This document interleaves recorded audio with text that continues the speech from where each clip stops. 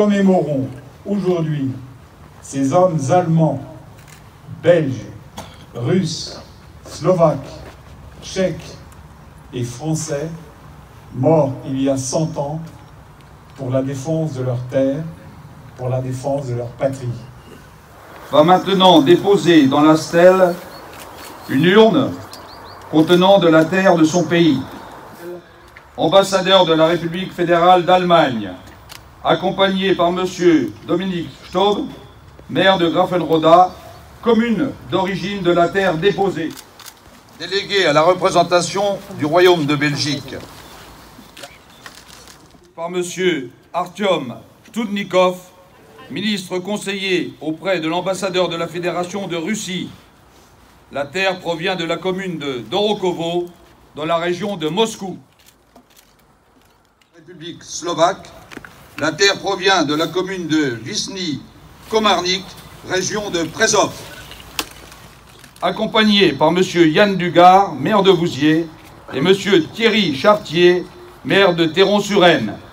La terre provient de la commune de Théron-sur-Aisne. Pendant que les urnes déposées vont être scellées. Ici des Français, oui, mais des hommes. Ici des Russes, oui, mais des hommes. Ici des Slovaques, oui, mais des hommes. Ici des Tchèques. Vous voyez ces urnes, posées comme les pierres d'une nouvelle construction, appellent à regarder autrement et l'avenir. Pour nos pays et au-delà, dans notre foi et même plus largement.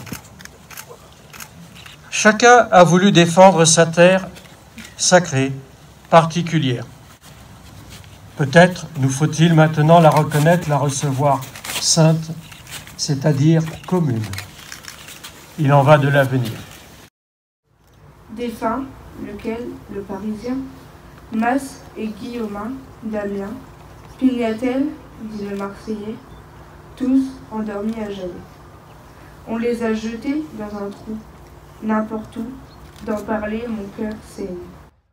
Sans joie, sans je meurs, avec ma douleur, les yeux brûlés d'avoir trop pleuré, pour mes frères malheureux, à ceux qui sont aux cieux. Les Ardennes sont une terre d'invasion, tant de fois rasée puis reconstruite, passage de tous les conflits où le sang des soldats de toutes les nations engagées a été versé.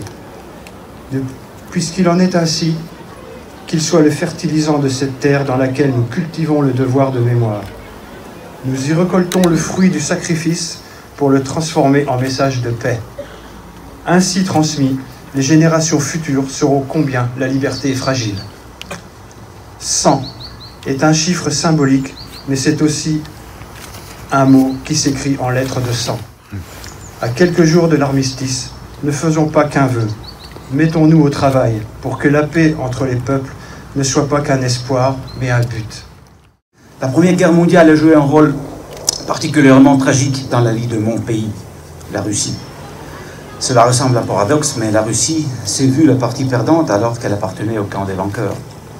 En raison des circonstances historiques bien connues, cette guerre, aussi que ses participants de la part de la Russie, ont été presque effacés de l'histoire nationale et mis en oubli.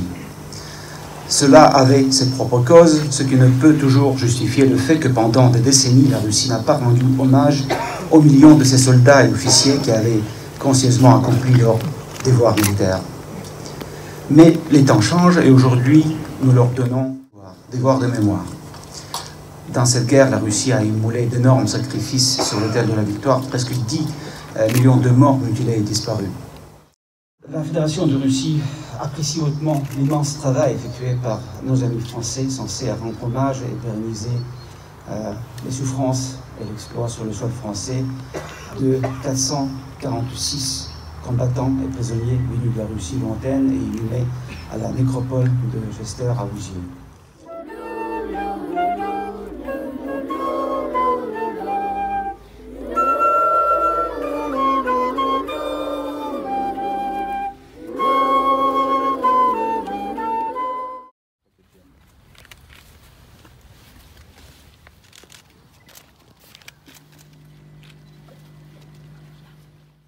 ministre conseiller à l'ambassade de la Fédération de Russie.